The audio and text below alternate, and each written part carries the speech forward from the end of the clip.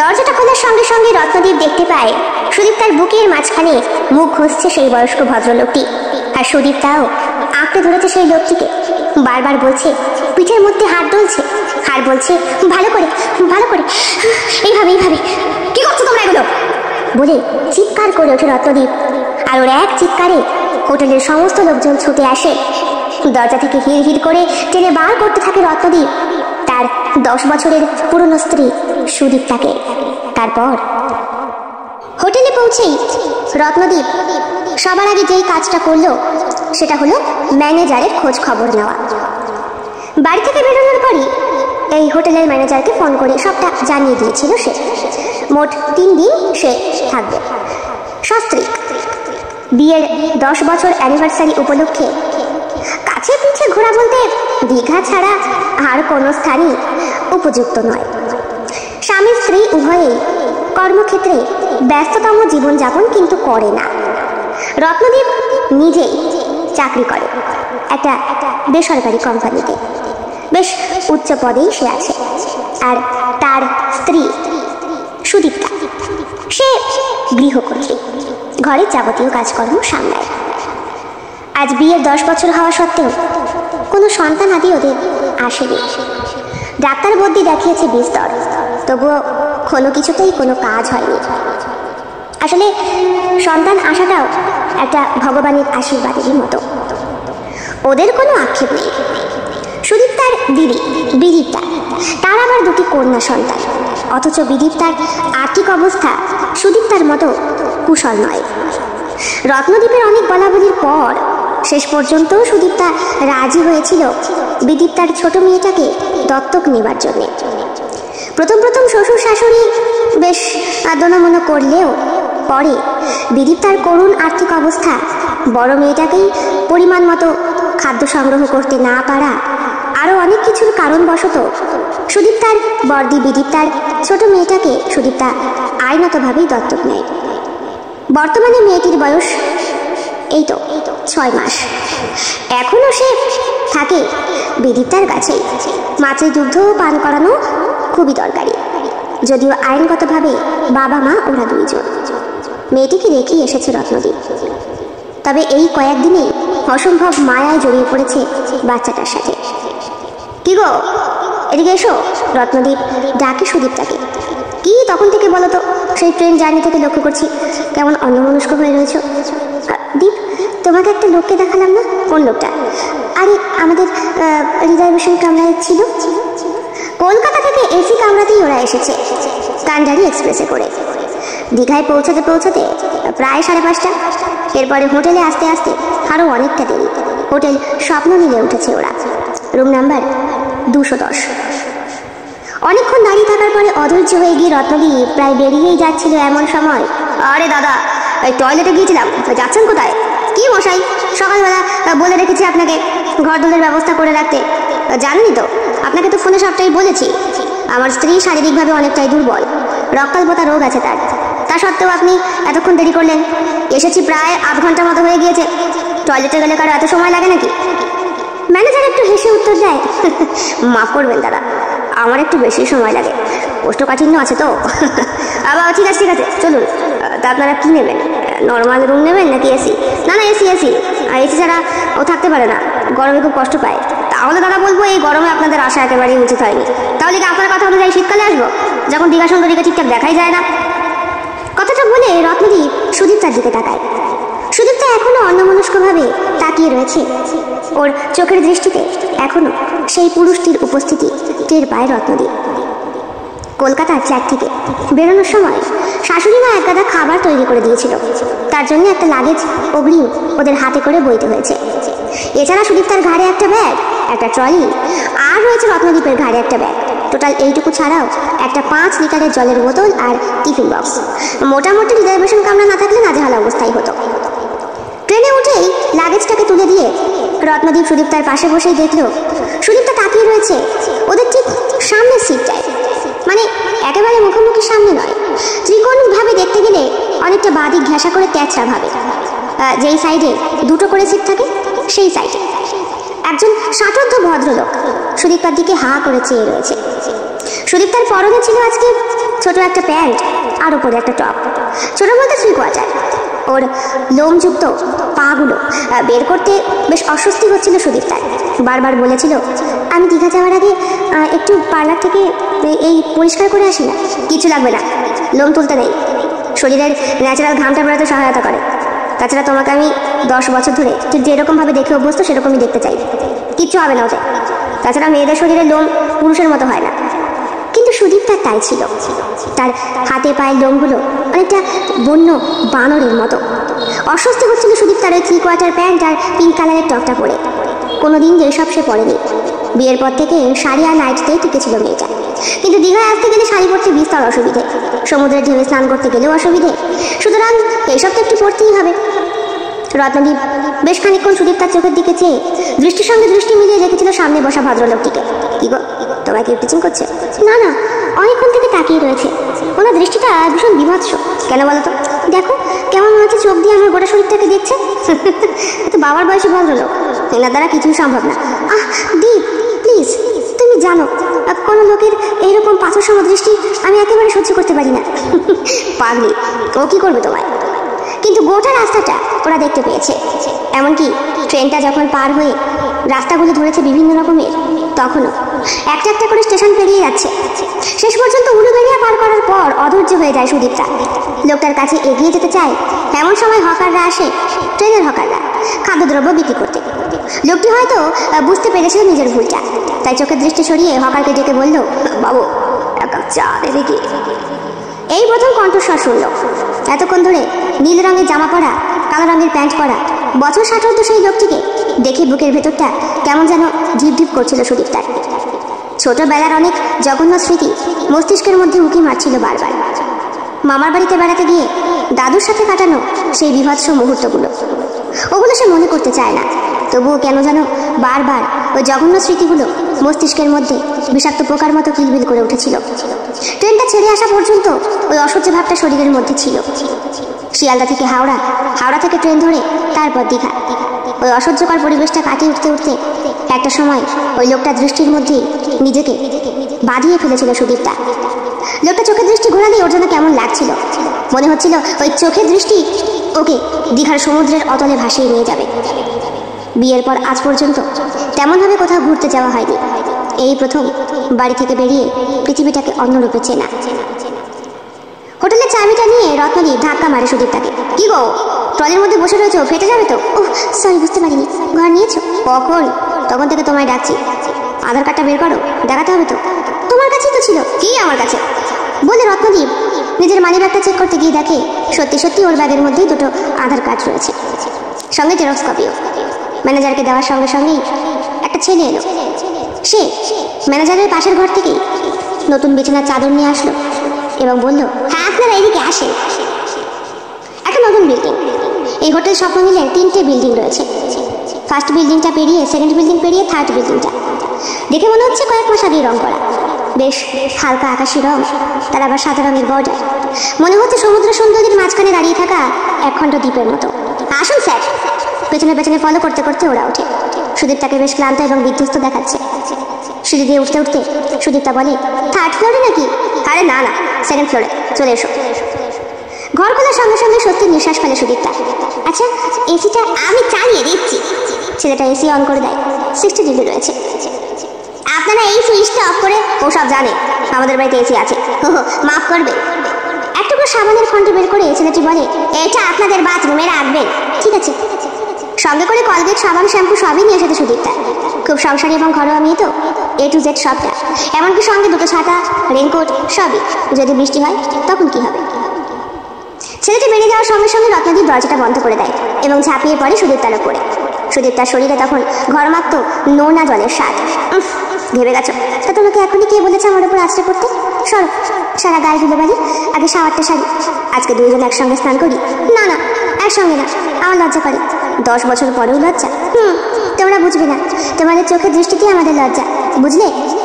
ধাক্কা দিয়ে সুদীপটা সরিয়ে দেয় রত্নদীপকে। ট্রলি ব্যাগটা খুলে একটা সাদা রঙের নাইটি বার করে। এই ভেতরে কিছু পড়ো না। ঘুরতে যাবো না? এখনই? হ্যাঁ, সমুদ্র সুন্দরীকে দেখতে এসেছি, রাতেও দেখবো, ভোরেও দেখবো, প্রাণ ভরে। আর তোমাকে আমি। আবার তুমি শুরু করলে? বলে আবার ওকে ধাক্কা দিয়ে বাথরুমের ভেতর ঢুকে যায় সুদীপ্তা। এই একটু সাবানটা দাও না, নিতে ভুলে গেছি। দেখো ট্রলিতে রয়েছে সাইডে, যেখানে চেন দেওয়া আছে। রতনদীপের মাথায় দুষ্টু বুদ্ধি চাপে। সাবান নিতে যখন ভুলেই গেছে তখন না হয়। দেখো দুষ্টুমি করবে না, আমি কিন্তু গিয়ে কমপ্লেন করবো, আর কমপ্লেন করে দুটো রুম কিন্তু আলাদা করে নেব, তখন ভালো হবে তো? এত ভয় পাও? তোমাকে ভয় পাই মশাই, দাও ভালো করে দাও। বাথরুমের দরজাটা সামান্য খুলে হাতটা বাড়িয়ে দেয় সুদীপ্তা সাবানের শ্যাম্পুটা নেবার জন্য, কিন্তু রত্নদীপটা বিরাট বদমাস, সে কিছুতেই দেয় না। এদিকে দরজাটা অনেকটা খোলার পরে সুদীপ্তা নিজে আবার লজ্জা পেয়ে যায়। রত্নদীপটাকে হাঁ করে দেখে। কি দেখছো? আচ্ছা দেখেও তোমার হয় না? কি যে সুখ পাও। ওর হাত থেকে ছিনিয়ে নেয় সাবান আর শ্যাম্পুটা এবং দরজাটা বন্ধ করে দেয়। বেশ খানিকক্ষণ নিজের শরীরটাকে শীতল জলে ভাসিয়ে দেওয়ার পরে আরাম লাগে সুদীপ্তার, কিন্তু চোখ দুটো বন্ধ করার পরেও সামনে বসে থাকা সেই পুরুষ সঙ্গীটিকে বারবার সে দেখতে পাচ্ছে। উফ, অসহ্য লাগছে, শরীরটা কেমন যেন করে উঠছে। বাথরুম থেকে বের হয়েছে এবং বলে, যাও তুমি ফ্রেশ হয়ে নাও। আর ফ্রেশ হয়ে কি হবে? এই নোংরা জামা কাপড় একদম খাটে বসবে না, সরো সরো সরো। ছেলেটি এসে পরিষ্কার চাদর পেতে দিয়ে গেছে, একদম নোংরা করবে না তুমি। যাও ভালো করে ড্রেস চেঞ্জ করো, আর ওই ড্রেসগুলোকে ওই যে ওখানে ঝুলিয়ে রেখে দাও, এগুলো পরে আমরা রিটার্ন করবো, ঠিক আছে? সে না হয় বুঝলাম, কিন্তু আমার প্যান্ট জামা সব তো ওখানেই আছে, বের করে নাও না। কেন বোঝো না? তুমি হলে গিয়ে আমার অভ্যেস, এই অভ্যেস যে আমি ত্যাগ করতে পারবো না। ঠিক আছে, আমাকে ছবে না এখন, আমি বের করে দিচ্ছি বলে সুদীপ্তা ট্রলি ব্যাগ থেকে পর্যাপ্ত পরিমাণ জামা কাপড় বার করে দেয় রত্নদীপকে। হাসতে হাসতে রত্নদীপ বাথরুমের দিকে ঢুকে যায়, দরজাটা বন্ধ করে দেয়। আর ঠিক তখনই তার মনে পড়ে সে গা মোছার জন্য টাওয়ালটা নেয়নি, ততক্ষণে তার পোশাক পরিবর্তন করা হয়ে গিয়েছে। এই সুদীপ্তা, এই টাওয়ালটা একটু দাও না প্লিজ। দিচ্ছি। সুদীপ্তার মাথাতেও এবার দুষ্ট বুদ্ধি চাপে। রত্নদীপকে যখন সে বলেছিল খবরদার একদম দুষ্টুমি করবে না, চুপচাপ শ্যাম্পু সাবানটা দিয়ে চলে যাবে, তখন কিন্তু রত্নদীপ ওর কথা শোনেনি, ওকে দেখেছে দাঁড়িয়ে দাঁড়িয়ে। এবার সুদীপ্তাও ভাবে, কেননা দুষ্টুমিটা আমিও করি, এটা তো আর বাড়ি নয়, এই দুটো দিন আমাদের নিভৃতে কাটানোর সময়, কেউ আসবে না কোনো বাধা দিতে, কোনো বড় মানুষের বকুনি নেই, শাসন নেই, আছে শুধু দুইজনের বুক ভরা ভালোবাসা আর এক বুক নিঃশ্বাস গ্রহণ, সুন্দর উত্তপ্ত আর্দ্র বাতাসে নিজেকে উজাড় করে দেওয়া ছাড়া। এই মনোরম মুহূর্তটুকুই জীবনের শেষ দিন পর্যন্ত থেকে যাবে। মনে পড়বে যে বিয়ের 10 বছরে আমরা গিয়েছিলাম দীঘায় আমাদের নতুন হানিমুন যাপন করতে। কি গো, দাও। দিচ্ছি। দরজাটা সামান্য ফাঁক করে রত্নদীপ টাওয়ালটা চাইছিল, কিন্তু সুদীপ্তা তো দুষ্টু, সে রীতিমতো দরজাটা ধাক্কা দিয়ে খুলে ফেলে। আর ওকে দেখে সঙ্গে সঙ্গে রত্নদীপ নিজের বুকের ওপরে হাত দেয় আর হাত দেয় নিজের দুই উরুর সন্ধিস্থলে। এবার কেন মশাই, লাগছে তো লজ্জা? এই তুমি এরকম কেন করছো? এবার আমার দিকে কেন তাকাচ্ছ? আহা হা হা। আর তুমি যখন হাঁ করে তাকিয়ে তাকিয়ে লাইট জ্বালিয়ে দেখো তখন আমারও ঠিক এরকম লাগে, জানো তো? বলে টাওয়ালটা মুখে ছুড়ে দিয়ে সুদীপ্তা হাসতে হাসতে সরে যায়। বাথরুমে তখন জলের শব্দ হচ্ছে, আর এদিকে সুদীপ্তা ট্রলি ব্যাগ থেকে কি করে ঘুরতে যাবে সেটা বার করছে। এখানে আসার জন্যে অনেক টাকার কেনাকাটা করেছে ও, মাত্র 3 দিনের থাকা, অথচ জামা কাপড় বিস্তর, পতনে পতনে পরিবর্তন করে করে পরবে। ছোটবেলায় খুব শখ ছিল জিন্সের প্যান্ট পরা, টপ পরা, কিন্তু হয়ে ওঠেনি, বাবা মা দেয়নি। বরাবরই সুদীপ্তার চেহারাটা ছিল গোলগাল, ওকে নাকি ওইসব পোশাকে একদম বেমানান। মা একেবারেই পছন্দ করতেন না, বাবা যাও দিতেন, মায়ের চোখের ভয় দিতে পারতেন না। কিন্তু এখানে আসা উপলক্ষে অনেকগুলো সেট কিনেছে সুদীপ্তা। রত্নদীপ ওকে ভীষণ ভালোবাসে, সন্তান হয় না দোষটা সুদীপ্তারই, অথচ কোনোদিনও ওকে দোষারোপ করেনি। বিদীপ তার ছোট মেয়েটাকে অ্যাডাপ্ট করার জন্যে সব থেকে বেশি আগ্রহ যার ছিল সেটা হলো রত্নদীপেরই। ট্রলি ব্যাগ থেকে আকাশি রঙের দুটো জামা প্যান্টের সেট বার করে ও, ম্যাচিং করে কেনা স্বামী স্ত্রী আর প্যান্ট। মোবাইলটা হাতে নিয়ে মনে মনে ভাবে, এবার একটা ফোন করে দি বাড়িতে, চিন্তা করছে সবাই। চিন্তা করার আগেই ফোনটা বেজে ওঠে। ফোনের ওপার থেকে শাশুড়ি মা ফোন করেছেন। কি রে, তোরা পৌঁছোস নি? হ্যাঁ মা, পৌঁছেই তো ফ্রেশ হলাম, আমাকে একটু ফোন করে বলবি তোরে মা, তোর বাবা আর আমি চিন্তা করে করে মরছি। আর শোন, তোর দিদি ফোন করেছিল, নাতনির নাকি শরীর খারাপ হয়েছে। কি? কখন বললো? এই তো, আগে কেন বলেনি? আগে বলেনি যাতে তোরা আগে ভালোভাবে পৌঁছে যাস। কোনো চিন্তা নেই, ডাক্তার দেখিয়েছে, ওষুধ খাওয়াচ্ছে, তোর শরীর ঠিক আছে। আমি ভিডিও কলে কথা বলেছি। আর শোন, আমি বলেছি তোরা 3 দিন পর ফিরবি, তখন যেন অবশ্যই ওকে দিয়ে যায়। মা, তোমার ওকে মেনে নিতে কষ্ট হচ্ছে না তো? আর কষ্ট কি রে মা, তোর তো দিদি, তোরই তো রক্ত আছে। থ্যাংক ইউ মা, তোমরা এতটা ভালোবাসো বলেই আমার মতো মেয়েকে তোমরা গ্রহণ করতে পেরেছো। তোর মতো মেয়ে মানে? তুই হলি আমার লক্ষ্মী মন্ত বৌমা। এই নিয়ে তোর বাবা কথা বলবে। হ্যাঁ, কি ব্যাপার, পৌঁছে ফোন করতে হয় তো, আমার তো বিপি হাই হয়ে যাচ্ছে। বাবা, সামান্য কলকাতা থেকে দীঘা, তোমরা কেন নিলে না? তাহলে আর বিপি হাই হতো না? আমরা গেলে কি আর তোদের হানিমুন হতো রে? কর কর হানিমুন কর। তোর মার সঙ্গে আজকে 36টা বছর বিয়ে হয়েছে, আজ পর্যন্ত একটু মধু জামিনী যাপন হলো না। সরো, বাজে কথা বলো না। মধু জামিনী হলো না বলেই তো রত্নদীপ এমনি এমনি হলো। আহা, ছোট ছোট বাচ্চাদের সামনে কি বলছো? কি আর বলবো, তুমি যেমন ছ্যাবলামি মারছো আমিও তেমনি ছ্যাবলামি মারছি। তোমাদের ঝগড়া কমলো না। আচ্ছা, তোমাদের ছেলে বেরিয়ে গেছে, ঘুরতে বেরোবো, কিছু খেয়ে নিস? হ্যাঁ মা, খেয়ে নেবো। ফোনটা রাখতেই মাথার মধ্যে চট করে খেলে যায় সুদীপ তার। সামনেই যে এক টুকরো ব্যালকনি রয়েছে, যদিও বেডরুমের সঙ্গে লাগাও একটা দরজা আছে। দরজা খুলে সেই ব্যালকনিতে যেতে হয়। দরজা খোলার সঙ্গে সঙ্গেই মনে হলো নিজের অন্তর্বাসটা, যেটা নাকি কিছুক্ষণ আগেই সে কেঁচে দিয়েছে, যেটা পরে সে এসেছিল, ওইটা তো এখানে মেলে দিলে ভালোই হয়। তাছাড়া বাড়ির মতো তো আর এখানে কোনো অসুবিধা নেই যে অন্তর্বাস মেলার পরে তার উপরে কাপড় চাপা দিতে হবে, সায়া চাপা দিতে হবে। বাড়িতে তো ব্রা প্যান্টি মেলাই যায় না খোলামেলায়, বিশেষ করে বারান্দায়, কারণ ওর শ্বশুর বাড়িটা একেবারে রাস্তার লাগোয়া তো। বিস্তর ছেলেপেলে সেখান থেকে যাতায়াত করে, ওই ব্রা প্যান্টে দেখেই নাকি সবাই কুদৃষ্টি দেয়। যদিও এইসব কথাগুলো সুদীপ তার নয়, সুদীপ তার ঠাকুমা শাশুড়ির ছিল। ভালো হয়েছে, বুড়িটা ভীষণ খ্যাটখ্যাটি, মরে গেছে বাঁচা গেছে। মনে মনে ভাবতে ভাবতে সেগুলোকে মেলার জন্যে দরজাটা খুলে সামনে দাঁড়িয়ে সুদীপ তার চক্ষুসুর হওয়া অবস্থা। ওর হোটেলের ঠিক সামনে আরও একটা হোটেল, মাত্র 10 ফুটের মতো ডিফারেন্সে দুটো ব্যালকনি, এবং দুটো ব্যালকনির গ্রিলের জানালায় দুটোর ব্যবধানকে চিরস্থায়ী করেছে। দুই দিকেই দড়ি টাঙানো, কিন্তু সামনের হোটেলের ব্যালকনিটা অপেক্ষাকৃত ছোট, ওটা বেশ খোলামেলা এবং বড়। দড়ির মধ্যে ব্রা প্যান্টিটা মিলতেই সুদীপ তার চক্ষু আটকে যায়। ব্যালকনির লাগোয়াই রয়েছে বেডরুমটা, আর সেখানে সেম প্রকৃতির একটা জানালা, আর পাশেই খাট।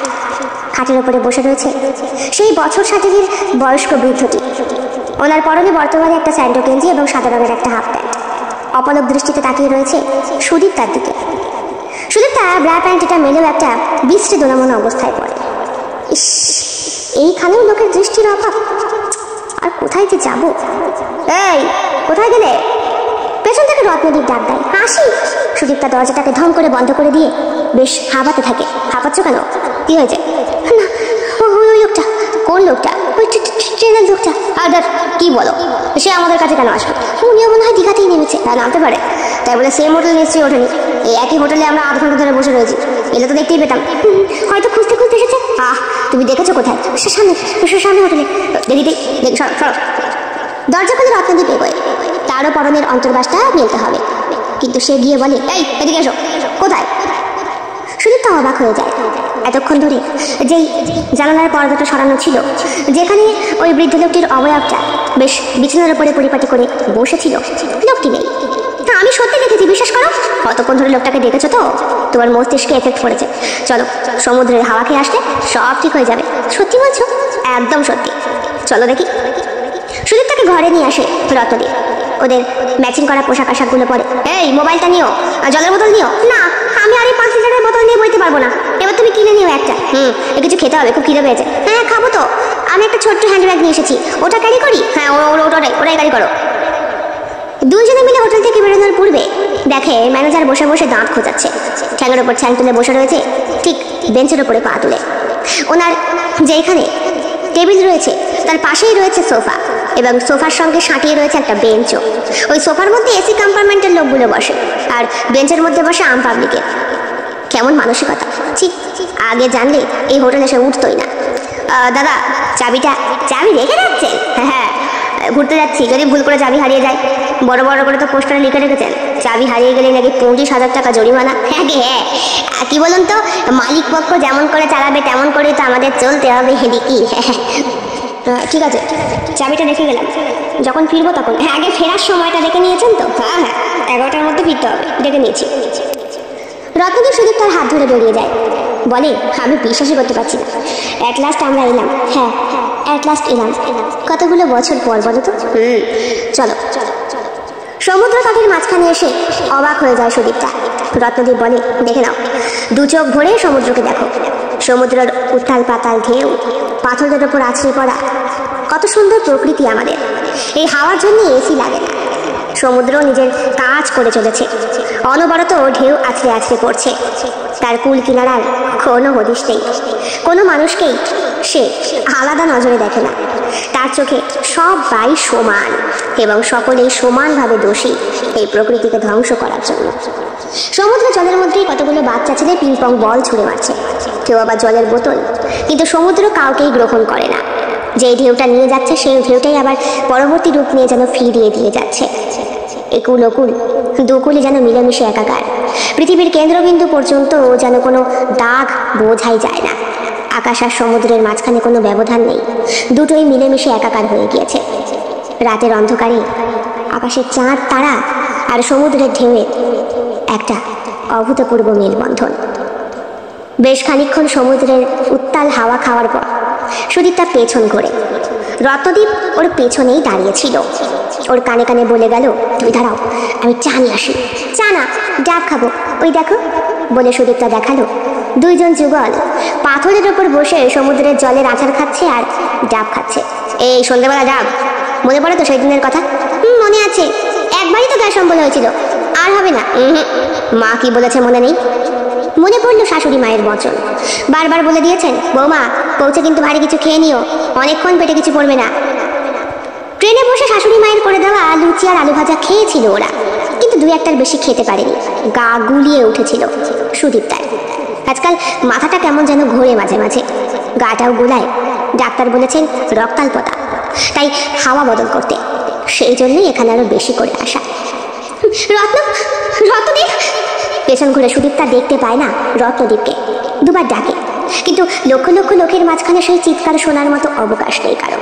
তার উপরে সমুদ্রের বিরাট গর্জন ধ্বনি আর হাওয়ার শো শো শব্দ, বাচ্চা কাচ্চার কিচির মিচির, বিভিন্ন লোকদের বিভিন্ন জিনিস বিক্রয়ের চিৎকার, সব মিলিয়ে আর মাছের গন্ধে একটা ভরপুর পরিবেশ। কোথায় গেলে? দুম করে একজনের সঙ্গে ধাক্কা লাগে সুদীপ তার। সেই ব্যক্তি অপলক তাকিয়ে রয়েছে সুদীপ তার চোখের দিকে। তার পরনে বর্তমানে আকাশি রঙের জামা এবং সাদা রঙের প্যান্ট। সেই তো বয়স্ক লোকটা, সেই বছর 60, চোখ দুটো যেন এমন সুদীপ তাকে পারলে এক্ষুনি গিলে খায়। সুদীপ তার ছোটবেলায় একবার বেড়াতে গিয়েছিল দুঃসম্পর্কীয় এক দাদুর বাড়িতে। গরমের ছুটি উপলক্ষে মা বাবা রেখে দিয়ে এসেছিল ওকে, বিদীপ্তা আর সুদীপ্তাকে। কিন্তু কিছুদিন পরে বিদীপ্তার ওখানকার জলবায়ুতে খুব কষ্ট হয়েছিল, সে চলে গিয়েছিল বাড়ি। ভালো লেগেছিল বলে থেকে গিয়েছিল সুদীপ্তা, কিন্তু বিভৎস সেই রাতের কথা মনে পড়ে আজও।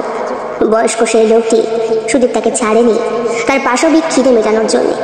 রক্তারক্তি কাণ্ড ঘটে যাওয়ার পরে, বাড়িতে বাবা মা জানার পরেও কোনো রকম থানা পুলিশ হয়নি, কারণ যদি সুদীপ্তার বিয়ে না হয় ভবিষ্যতে, লোকটিকে কেবলমাত্র ওয়ার্নিং দিয়েছিল সুদীপ্তার পুলিশ বাবা। ওই পর্যন্তই। নিজের যে সারা জীবন ক্রিমিনাল ঘেটে এসে চোরকে পিটিয়ে শাস্তি দিয়ে মেয়ের বেলাতে বদনামির ভয় পেয়ে যাওয়া সেই বাড়ির বাবু মারা গিয়েছেন আজ বছর 5 হতে চলল। বাবার মৃত্যুতে খুব একটা কান্নাকাটি করেনি সুদীপ্তা, কারণ সেই ছোটবেলার ওই ভয়ঙ্কর স্মৃতির পর থেকে বাবাকে খুব একটা সে সহ্য করতে পারত না। যদিও এই কথা সে কাউকে বলেনি, এমনকি রত্নদীপকেও না। আপনি আমাকে দেখে ভয় পাচ্ছেন? সেটা আপনি সেই ট্রেন থেকে আমাকে লক্ষ্য করছেন, হাতটা লজ্জা করে না একটা মেয়ের বয়সী মেয়ের দিকে এভাবে তাকিয়ে থাকতে? আমি হ্যাঁ আপনি তো। কি হয়েছে?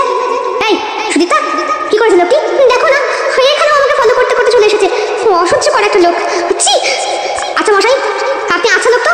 হ্যাঁ, ট্রেন থেকে আপনাকে ফলো করছি, আপনি আমাদেরকে লক্ষ্য করছেন। কি হয়েছে সুদীপ্তা, আপনার কি করেছে? হ্যাঁ, আপনার মেয়ের বয়সী একটা মেয়ে। দেখো দেখো দেখো দেখো মানে বলতে বলতে জনাব 10 লোকজন জড়ো হয়ে যায়, বেশ সন্দেহগুলটা আমার কাছে হারা। ছেলেগুলো কেউ কেউ ফ্যামিলি ম্যান, কেউ কেউ আবার বন্ধু বান্ধবের সঙ্গে এসেছে। কি হয়েছে দিদি, এরকম করছেন কেন আপনি? কি হয়েছে? দেখুন না ভাই, এই লোকটি আমাকে ট্রেন থেকে ফলো করছে, এখানেও সময় গাড়ির সঙ্গে ধাক্কা মারছে। আমার স্বামী গিয়েছিল চা কিনতে, আর এই লোকটি। ও দাদা, এই বেলা লাগানো মারছেন নাকি? হ্যাঁ, মেয়ে ছেলে লাগবে তো আমাদেরকে বলুন। আরে ফ্যামিলি ম্যানের সঙ্গে সব কি হচ্ছে? বলতে বলতে আরো বেশ কয়েকটা ছেলে বেশ রব ঝাড়তে থাকে। লোকটি বেশ বিধ্বস্ত, হাত জোর করে বসে পড়ে একটা বেঞ্চের ওপরে, বলে আমার ভুল হয়ে গেছে। ভুল হয়ে গেছে মানে?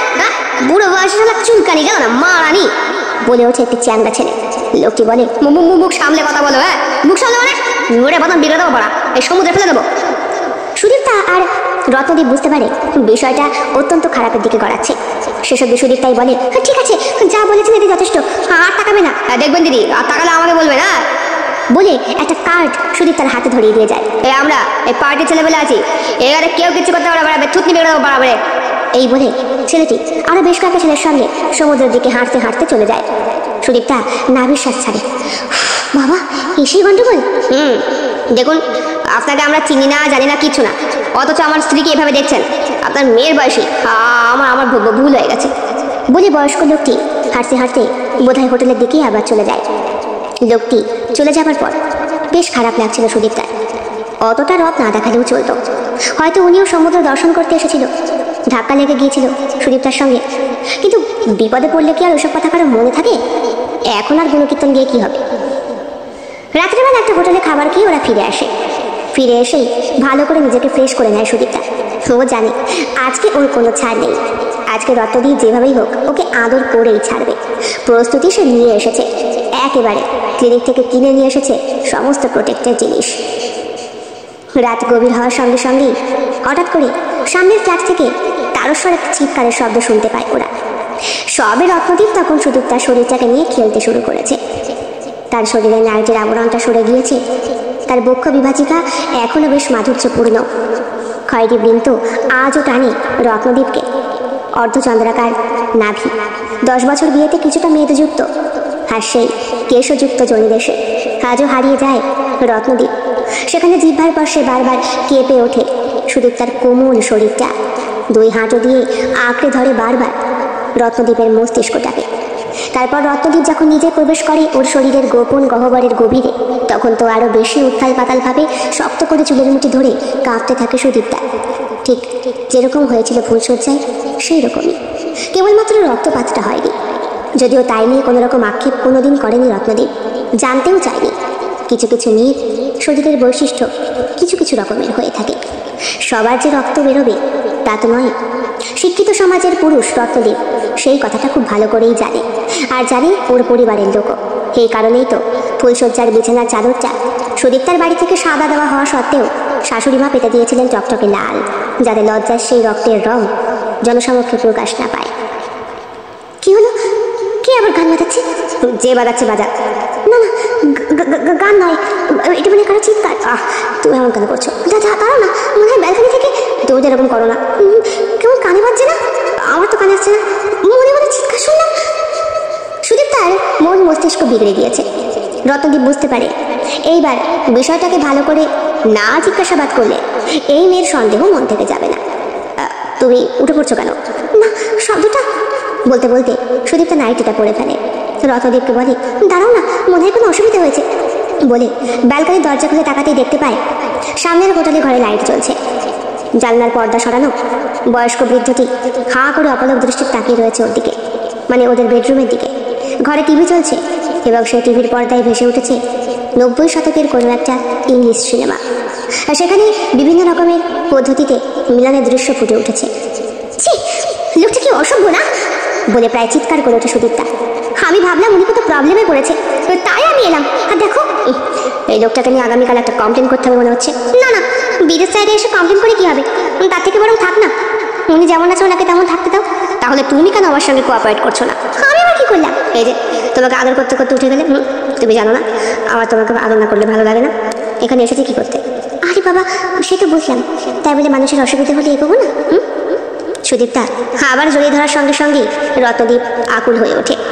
স্ত্রীর বুকের স্পর্শে জেগে ওঠে ওর নেতিয়ে যাওয়া পুরুষাঙ্গটি। কিন্তু ব্যালকনির দরজাটা বন্ধ করতে ওরা ভুলে যায়। ঘরের ভেতরে তখন চিমচিম করে জ্বলছে নীল রঙের আলো, আর সেইখানেই দুটো শরীর উলঙ্গ মূর্তি ভেসে যাচ্ছে তাদের অপার্থিব সহবাসের মিলনের অনাস্বাদিত আহ্বানে। কখনো বিছানায়, কখনো সোফায়, কখনো বা দরজার সামনে। এক এক রকম পজিশনে, এক এক রকম ভাবে। কিন্তু আচমকায় সুদীপ তার চোখটা আবার আটকে যায় জানলায় বসে থাকা সেই ব্যক্তির দিকে। তখন সুদীপটা দাঁড়িয়েছিল আর ওর বক্ষ যুগলের ওপরে হাত দিয়ে নিজেকে ডুবিয়ে দিয়েছিল রত্নদীপ।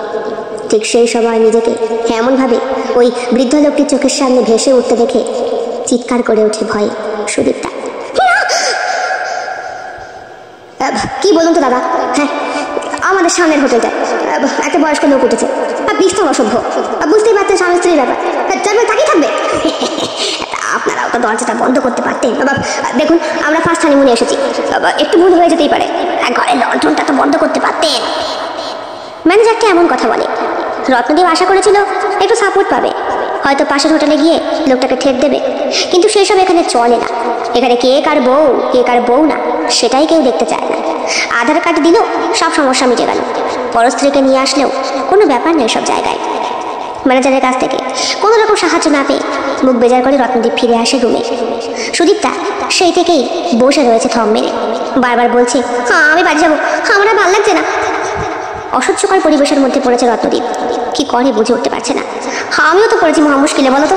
কতগুলো টাকা আগে থেকে বুক করে দিয়েছি, এখন তো বেরোতেও পারছি না।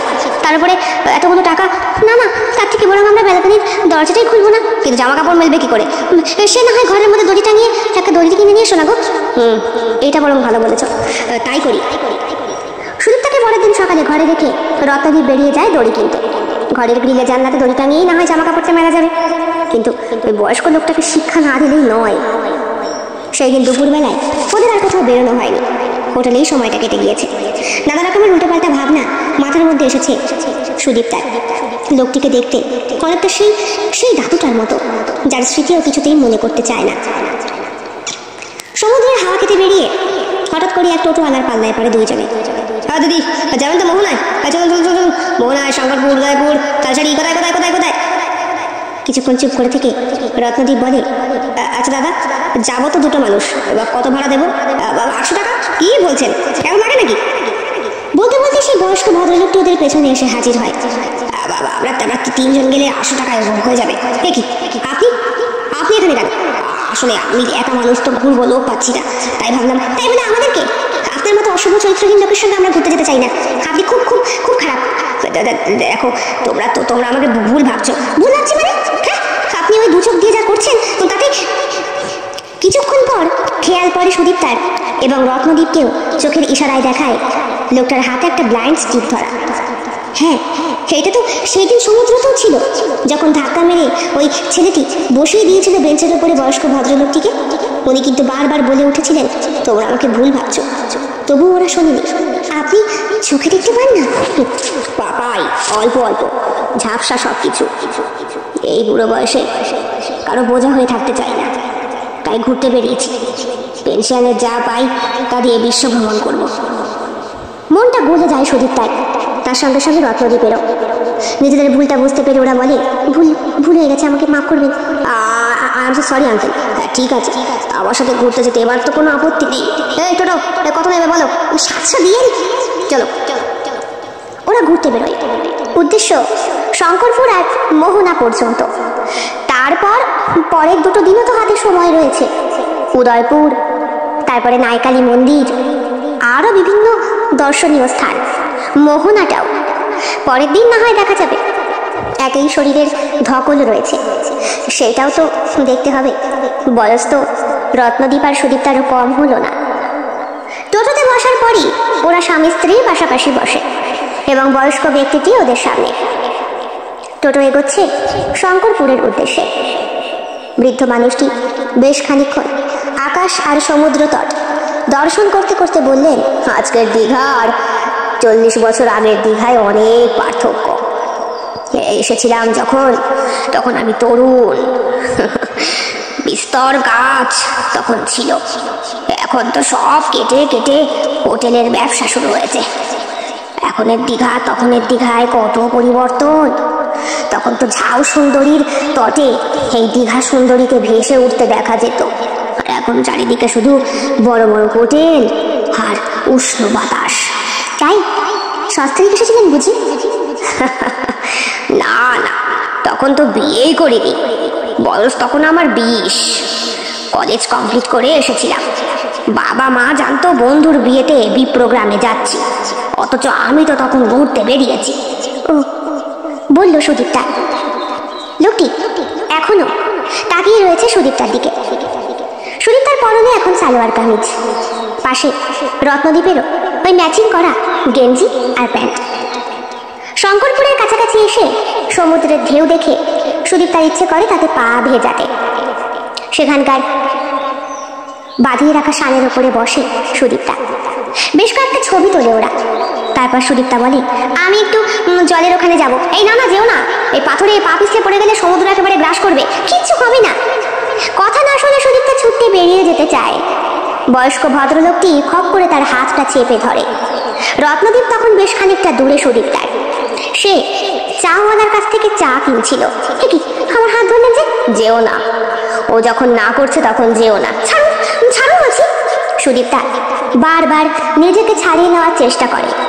আচমকাই পেছন দিক থেকে ঢেউয়ের একটা ঝাপটা এসে সুদীপ্তার সালোয়ার কামিজটাকে ভিজিয়ে দেয়।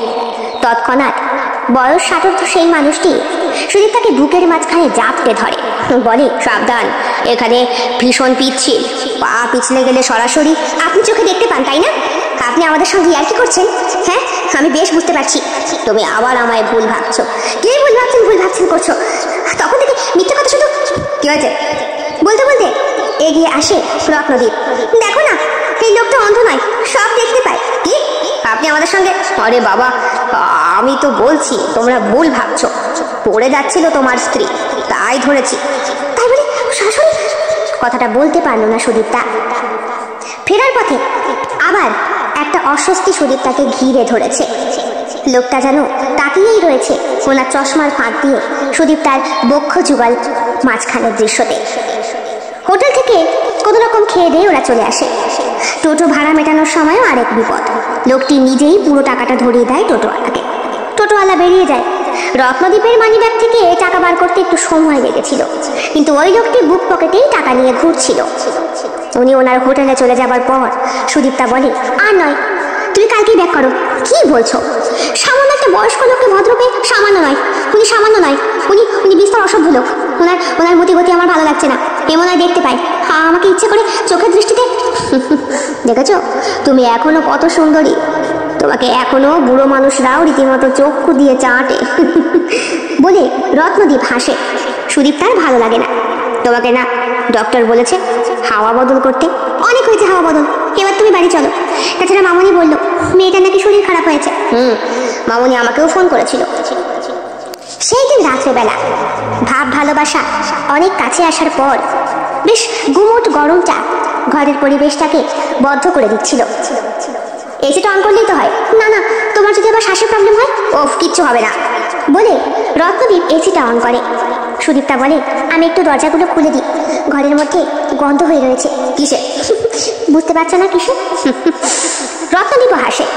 ব্যালকনির দরজা খোলার সঙ্গে সঙ্গেই ওই লোকটির সাথে আবার মুখোমুখি হয় সুদীপ্তা।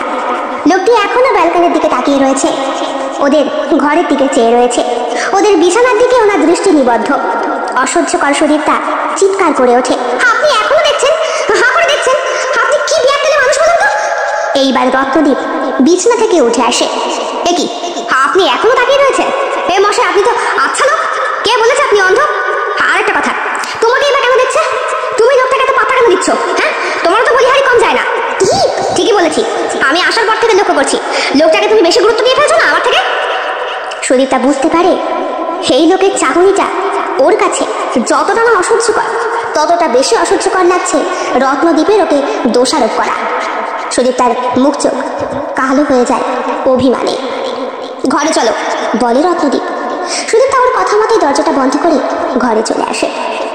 রাত বাড়তেই সুদীপ্তার মনে হয় ওই বয়স্ক ভদ্রলোকটি এখনো বসে রয়েছে আর ওদের নিরহ দৃশ্য দেখছে। না, লোকটির সাথে খোলামেলা কথা না বললেই নয়। সুদীপ্তা ব্যালকনির দরজাটা খোলে। রত্নদীপ তখন ঘুমিয়ে পড়েছে।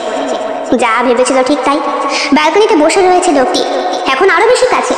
বিছানা ছেড়ে উঠে এসে ওদেরই ঘরের দিকে মুখ করে, একটা কথা বলুন তো, আপনি কেন আমাদেরকে এরকম করে জ্বালাতন করছেন? আমরা ঘুরতে এসেছি, একটু শান্তিতে ঘুরতে দিন না। কেন? তুমি আমাকে ভুল ভাবছো।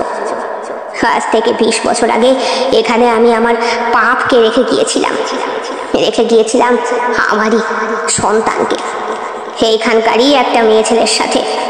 পরবর্তীতে বছর 5 পরে যখন ফিরে আসি জানতে পারি সে মৃত। বাচ্চা মেয়েটিকেও দেখেছিলাম, কিন্তু তখন আমি বিবাহিত পুরুষ, আমার ঘরে আমার সন্তান রয়েছে। এর ঘটনার পরে কেটে গিয়েছে অনেকগুলো বছর। আমার মেয়ে জামাই প্রথম হানিমুন করতে আসে দীঘাতে। এসেই দীঘার অতলে চলে যায় আমার মেয়েটা। এক মেয়েকে এইখানে জন্ম দিতে গিয়ে, মেয়ের পিতৃ পরিচয় গোপন রাখতে গিয়ে আর এক মেয়েকে দীঘাতেই ভাসিয়ে দিয়ে গিয়েছিলাম। তোমার মুখের সাথে আমার মেয়ের মুখের বিস্তর মিল। কিন্তু আপনি যে বললেন আপনি নাকি দেখতে পান না? হ্যাঁ, অস্পষ্ট অস্পষ্ট নজরেও আমি আমার মেয়েকে কখনো ভুলতে পারি না।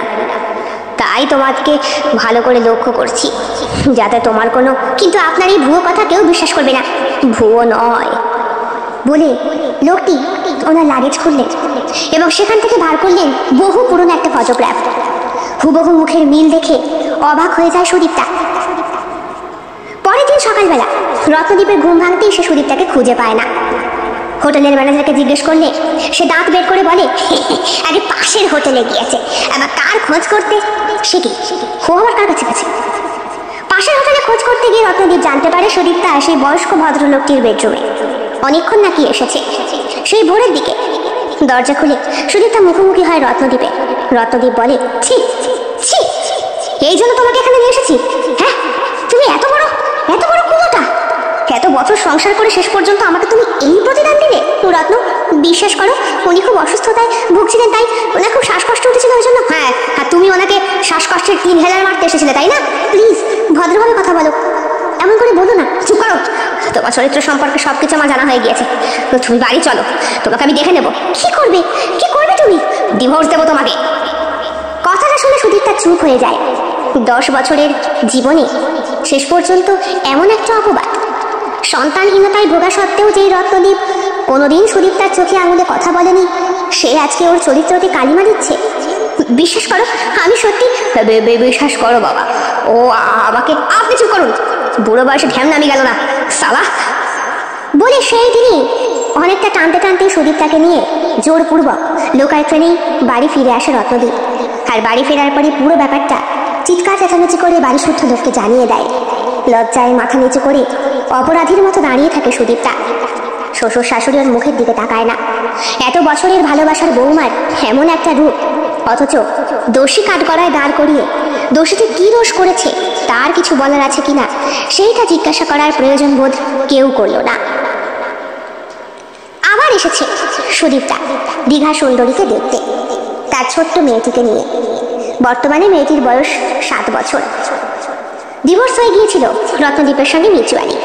খোরপোশ বাবদ একটা অঙ্কের টাকা দেয় রত্নদ্বীপ, সেটা আদায় করে নিয়েছিল সুদীপ্তা আর শিখিয়ে দিয়েছিল সেই বয়স্ক ভদ্রলোকটি। বলেছিলেন, তোর নিজের অধিকারটা তুই বুঝে নিবি। 10 বছরের সংসারের জীবনে যেই মানুষটা তোকে এতটুকু বিশ্বাস করে না, তার সাথে তোর কিসের সংসার খেলা রে মা? তুই আমার কাছে চলে আয়। আমার কেউ নেই, মেয়ে নেই, বউ নেই, জামাই বিয়ে করে চলে গিয়েছে লন্ডনে। তুই থাক আমার কাছে। ভ্রমণ করতে গিয়ে নতুন এক সঙ্গিনীকে পেয়েছি, তার সঙ্গে সঙ্গে এক নাতনিকেও। সুতরাং আমার ভ্রমণ সার্থক।